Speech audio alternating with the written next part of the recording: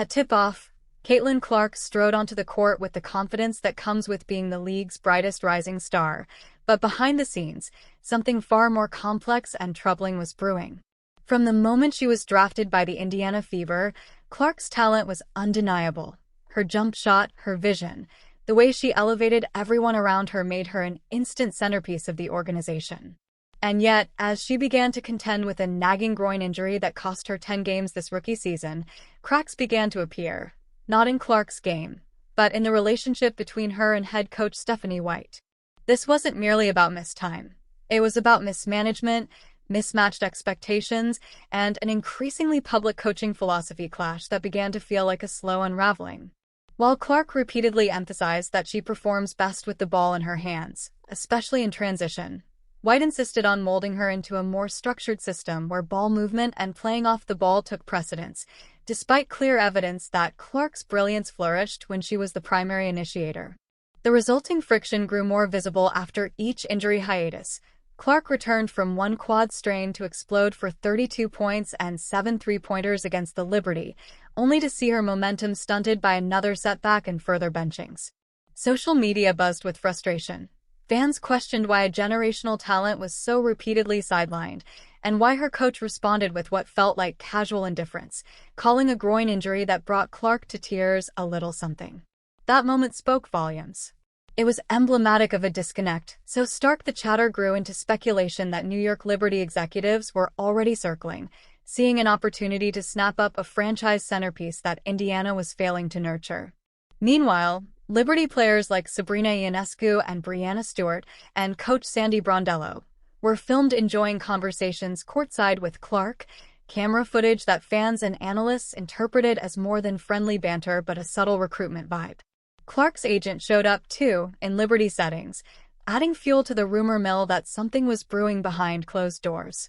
Meanwhile, Indiana's season lurched forward with a .500 record in the games Clark played, and losses stacking up when she sat, an over-reliance on her and yet an inability to keep her healthy or fully engaged. White's press conferences became increasingly scrutinized. She lauded the team's defensive schemes while glossing over Clark's critical contributions, prompting questions. Was Clark being elevated or minimized to fit the system at the expense of her own performance and well-being? The tension grew, not just from fans but inside Clark's own camp, as repeated injuries seemed to fuel her frustration and erode the confidence she arrived with. With every public statement that downplayed her discomfort and every practice note that stressed system over star, the pattern became painfully clear, a coach more invested in structure than in superstar empowerment.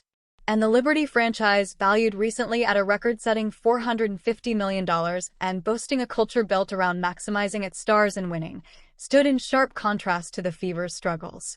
The Liberty understood what it took to build around elite talent, to adjust schemes and rosters to highlight strength rather than suppress it. The Fever, in contrast, had drafted Clark and yet refused to fully build around her, instead treating her like just another cog in the rotation. As Clark entered her second year, her rookie contract ticking down, her camp began quietly exploring options, recognizing that New York offered not just New York lights but the promise of serious playoff contention and a roster built to support her rise. Everywhere she went, numbers followed her. Games she played against New York drew over 2 million viewers, one of the season's highest ratings for the wnba, proof that Clark was not just a player, but appointment viewing. Meanwhile, even when she cheered from the bench during injury, White's commentary backstage seldom credited her. Instead, she pivoted to team talk, defense-first rhetoric, and vague talk of ball movement. Meanwhile, Clark's emotional moments, like collapsing into tears after a play in pain, became emblematic of a relationship fraying under uneven expectations and poor medical management. The contrast between the lion-hearted Liberty culture and the Fever's reactive approach was glaring. The Liberty built around elite talent, adapted schemes, respected player health. The Fever seemed stuck in a blueprint that ignored their own generational star. As Clark's frustrations mounted, speculation turned into storyline.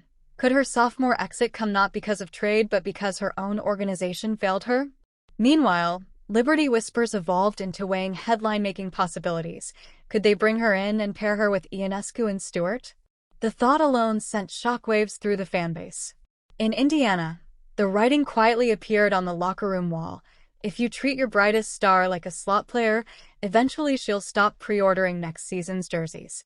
The season wound on, injuries still dogging Clark, White still resisting calls to adapt, and the Liberty still watching, calculating.